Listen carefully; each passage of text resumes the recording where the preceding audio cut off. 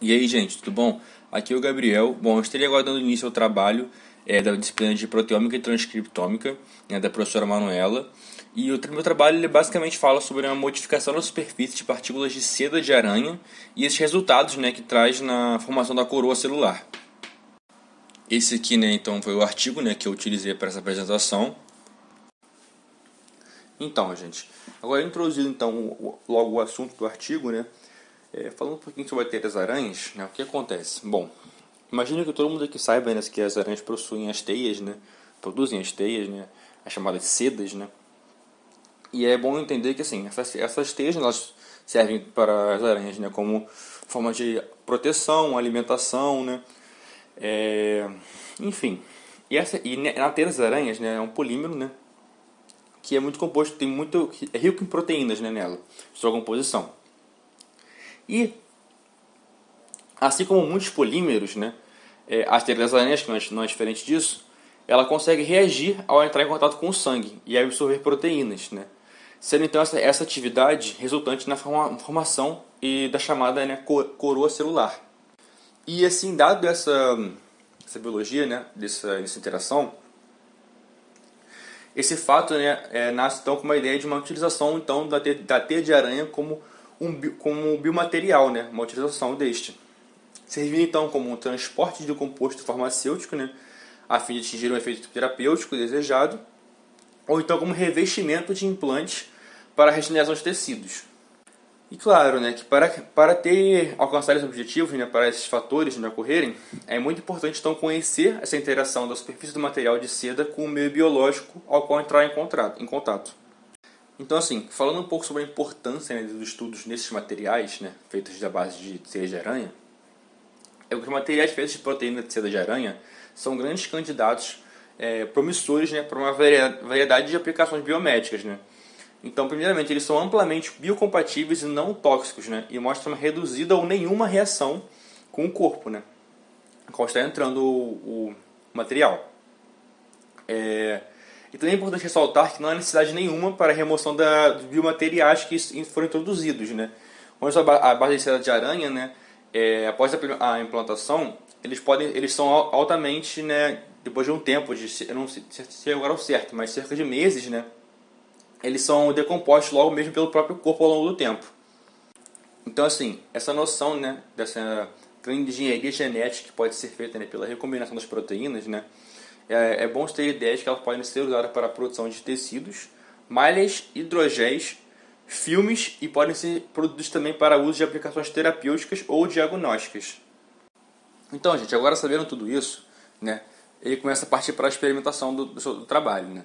Então ele pega pelo esquema, eu botei ali a primeira imagem, onde ele mostra uma sequência, uma proteína do polímero, e ele começa a modificar ela, começa a criar várias variantes. E a ideia disso, não é nem muita composição, mas é mais então a carga que ele exerce, sobre os diferentes polímeros agora que ele cria. Então ele começa a criar diferentes polímeros de seda de aranha que são carregados negativamente e positivamente. E como está ali no gráfico, cada um tem sua carga. Uns muito negativos, outros nem tantos, mas são negativos ainda assim também.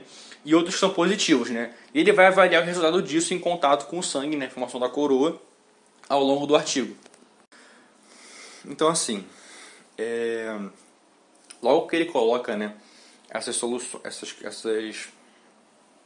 proteínas de aranha que ele recombinou, e elas estão diferentemente com cargas diferentes, assim que ele bota em contato com o sangue, ele já avalia e já vê que existem aglomerações e algumas proteínas que foram absorvidas diferentes, dependendo da sua carga. Então, ele faz primeiramente agora uma imagem, onde ele mostra predominantemente, ele separa meio que em dois grupos, os grupos das cargas das recombinações que ficaram mais positivas e das recombinações que ficaram mais negativas, ele separa uma da outra.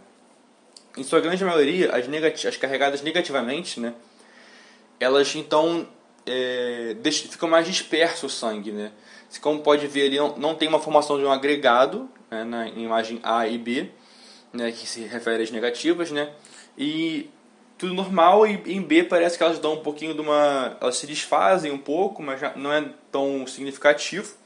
E ali tem a imagem, no tubo, né, como pode ver que elas estão escorrendo, então elas não formam nenhum agregado, né? E o que é grande interessante agora é ir nas carregadas positivamente, né? Que como pela imagem é possível ver que elas na verdade elas estão se agrupando, né? Estão se coagulando no caso, né? Como pode ver a última imagem ali, né, do tubo, que elas estão coaguladas bem no fim do tubo, né? Então assim, é interessante ver essa diferença, como a carga ela consegue influenciar nesse método de reação desse polímero, né, de teia de aranha e com relação quando entra em contato com o sangue humano, no caso. Então assim, gente, após dessa análise visual que ele teve, né, dos sangues que foram coagulados e os que não foram coagulados, né, ele partiu para uma outra análise, né, mas para ver qual foi essa diferença, né, do que foi absorvido e quais não foram absorvidos, né, partindo mais para uma composição, para entender melhor quais, né, os frascos que absorveram, o que foi absorvido, né, em cada frasco, vamos dizer assim. Então, a primeira imagem à esquerda, né, está mostrando um gel de eletroforese, né, que demonstra basicamente, né, uma grande diferença entre o frasco carregado positivamente dos negativos, né? Então assim, o X16 dessa imagem é o frasco carregado positivamente. O restante, né, são os negativos, né? E é claro, ali tem o sangue e o padrão de peso molecular. Então, esse que está X16 que é o positivo, ele demonstra basicamente que todos, né, conseguiram absorver proteínas de baixo peso molecular, né, mas somente as positivas conseguiram absorver as proteínas de alto peso molecular, né, alto e médio peso molecular, como pode ser visto na imagem. E linkando tudo isso, né, ele já parte para a composição do que foi absorvido, né, para dar pistas do porquê deu essa coagulação sanguínea ou não, né. E inicialmente, né, ele demonstra, né, que todas conseguiram absorver, né, isso já é resultado da segunda imagem, né, a imagem à direita, né. Todas conseguiram absorver o soro de albumina, que é muito presente no sangue.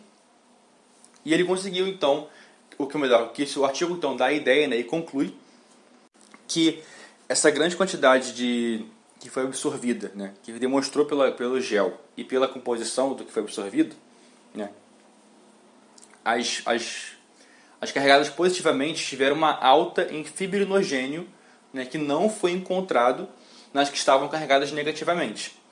E esse fibrinogênio ele é responsável pela coagulação sanguínea. Logo, isso explica, né, por que teve uma coagulação nos frascos que estavam positivas, as carregadas positivas, né, que explica então pela alta na absorção de fibrinogênio.